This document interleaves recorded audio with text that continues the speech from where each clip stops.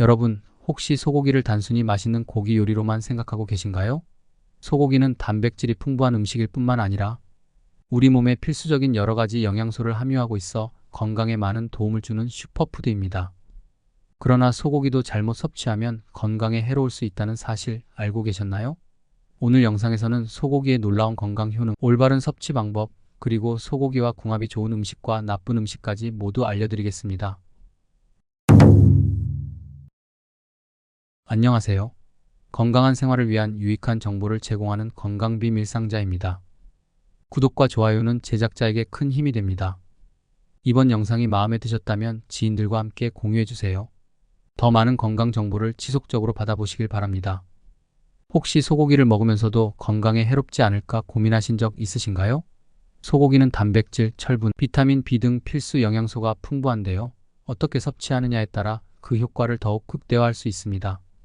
오늘 영상에서는 소고기의 건강 효능부터 건강하게 섭취하는 방법, 그리고 보관법까지 하나하나 살펴보겠습니다. 먼저 소고기의 다양한 건강 효능에 대해 알아보겠습니다. 첫째, 근육량 증가 및 유지에 도움을 줍니다.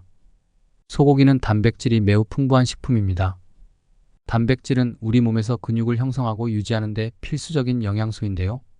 소고기 100g당 약 20g의 단백질을 함유하고 있어 운동을 하는 분들이나 근육량을 늘리고 싶은 분들에게 매우 유익한 음식입니다. 특히 소고기에는 모든 필수 아미노산이 포함되어 있어 다른 식품과 비교해도 그 영양 가치가 뛰어납니다. 근육 손실을 방지하고 근육 회복을 촉진하는 데 중요한 역할을 합니다. 둘째, 빈혈 예방에 탁월합니다.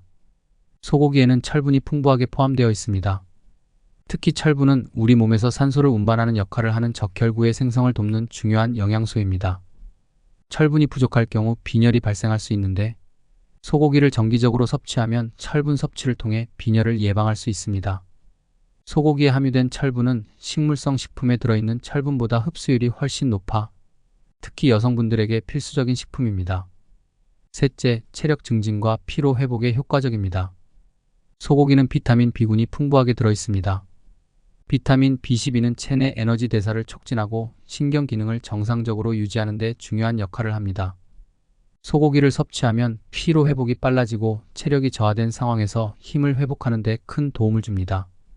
이로 인해 소고기는 무기력하거나 피로를 느끼는 사람들에게 이상적인 식품으로 평가됩니다. 넷째, 면역력 강화를 돕습니다. 소고기에는 아연이 풍부합니다. 아연은 면역 시스템을 강화하는 중요한 영양소로 감염과 질병으로부터 몸을 보호하는 데 중요한 역할을 합니다. 아연이 부족하면 면역력이 약해질 수 있는데 소고기를 통해 아연을 충분히 섭취하면 면역력을 강화할 수 있습니다. 아연은 특히 상처 치유에도 도움이 되기 때문에 회복기 환자들에게도 매우 유익합니다. 그렇다면 소고기와 궁합이 좋은 음식은 무엇일까요? 궁합이 좋은 음식을 함께 섭취하면 소고기의 영양소를 더욱 효과적으로 흡수할 수 있습니다. 세 가지 궁합이 좋은 음식을 소개하겠습니다. 첫째, 마늘입니다. 마늘은 소고기와 환상적인 궁합을 자랑하는 음식입니다. 마늘에는 알리신이라는 성분이 들어있어 소고기의 지방을 분해하고 소화효소의 분비를 촉진하는 데 도움을 줍니다.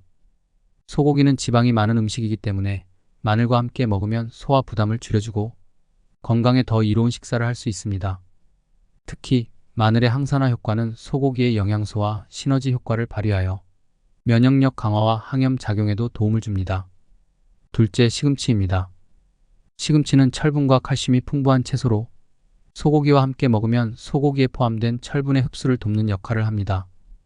특히 비타민C가 풍부한 시금치는 소고기에 들어있는 BM 철분을 햄 철분으로 변환시켜 흡수율을 높여줍니다. 철분 보충이 필요한 사람에게는 소고기와 시금치를 함께 섭취하는 것이 매우 유익합니다. 셋째, 브로콜리입니다. 브로콜리는 비타민C와 항산화 성분이 풍부하여 소고기의 철분과 단백질 흡수를 도와줍니다. 특히 소고기와 브로콜리를 함께 섭취하면 면역력 증진과 항산화 효과가 극대화됩니다. 소고기의 지방 함량이 걱정된다면 브로콜리와 같은 섬유질이 풍부한 채소를 함께 섭취하여 소화를 돕는 것도 좋은 방법입니다. 이렇게 몸에 좋은 소고기도 궁합이 맞지 않는 음식이 있습니다. 그럼 이제 소고기와 함께 먹으면 좋지 않은 음식을 알아보겠습니다. 첫째, 식초와 레몬과 같은 산성 음식입니다. 소고기는 지방이 많고 소화가 천천히 이루어지는 식품입니다. 이런 소고기와 산성 음식인 식초나 레몬을 함께 먹으면 소화가 어려워질 수 있습니다. 산성 음식은 위산 분비를 촉진해 위에 자극을 줄 수 있기 때문에 소고기를 섭취할 때는 산성 음식은 피하는 것이 좋습니다. 둘째, 고지방 튀김 음식입니다. 소고기는 이미 지방이 풍부한 식품이기 때문에 추가적으로 고지방 튀김 음식과 함께 먹으면 소화가 느려지고 체내 지방이 축적될 수 있습니다. 특히 고지혈증이나 고혈압을 앓고 있는 분들은 이런 조합을 피하는 것이 좋습니다. 셋째, 너무 짠 음식입니다. 소고기는 맛이 진한 식품인데 짠 음식과 함께 먹으면 나트륨 섭취량이 과도해질 수 있습니다. 특히 신장 기능이 약한 사람들은 소고기와 지나치게 짠 음식을 함께 섭취하는 것을 피하는 것이 좋습니다. 소고기를 건강하게 섭취하는 방법에 대해 알아보겠습니다. 첫째, 소고기를 구워서 먹는 방법입니다. 소고기를 굽는 것은 가장 대중적인 섭취 방법입니다. 소고기를 구울 때는 기름을 많이 사용하지 않는 것이 좋습니다. 또한 너무 높은 온도에서 구우면 단백질과 지방이 변성되므로 중간 온도에서 천천히 구워주는 것이 좋습니다. 구울 때는 소고기의 육즙이 살아있도록 짧은 시간 동안 조리하는 것이 영양소 보존에 유리합니다. 둘째, 소고기를 찜으로 먹는 방법입니다. 소고기를 찌면 기름기가 빠지면서도 부드럽게 익어 소화가 쉬워집니다. 찜 요리는 특히 노인이나 소화가 약한 사람들에게 추천되며 소고기의 영양소를 고스란히 섭취할 수 있는 건강한 조리 방법입니다. 셋째, 소고기 스튜로 먹는 방법입니다. 소고기 스튜는 오랜 시간 천천히 끓여내는 요리로 소고기의 영양소가 국물에 녹아들어 건강하게 섭취할 수 있는 방법입니다.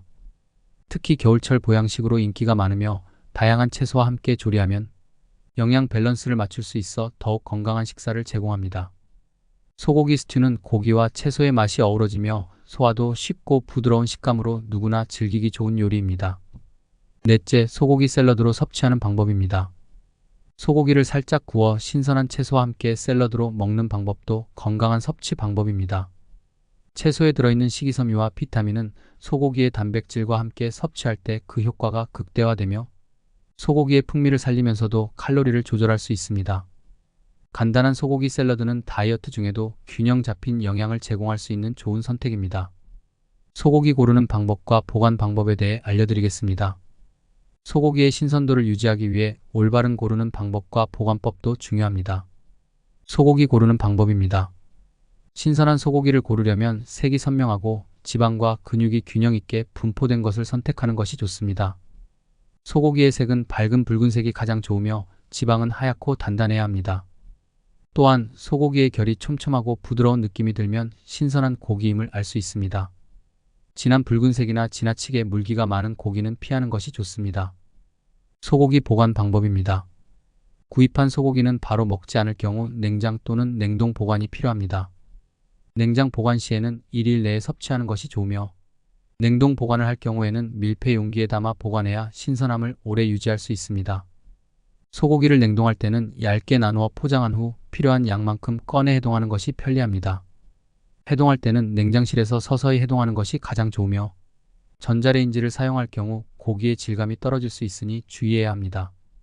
소고기와 관련된 질문들 중 자주 묻는 질문에 대한 답변을 드리겠습니다. 소고기를 어떻게 먹는 것이 가장 건강한 방법인가요? 소고기를 건강하게 섭취하는 가장 좋은 방법은 기름기를 많이 사용하지 않고 과도하게 익히지 않는 것입니다.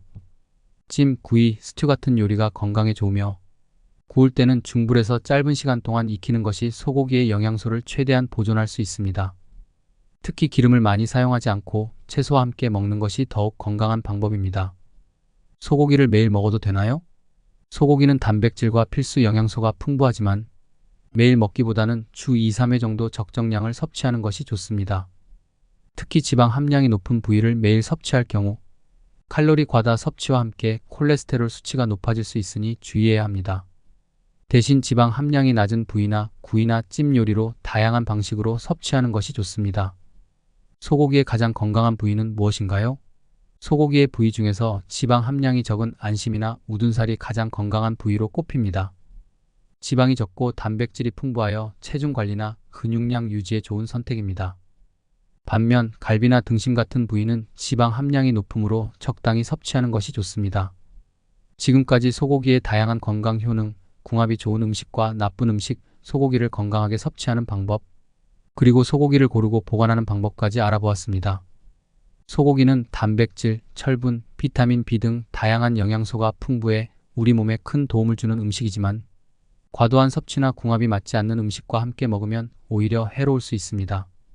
적당량을 섭취하고 건강에 좋은 방법으로 조리하면 소고기의 영양을 최대한 활용할 수 있습니다. 마지막으로 영상이 유익하셨다면 구독과 좋아요를 눌러주시고 알림 설정도 잊지 마세요. 여러분의 구독과 좋아요는 제작자에게 큰 힘이 됩니다. 앞으로도 더 많은 건강 정보를 제공해 드리겠습니다. 감사합니다. 건강한 하루 보내세요.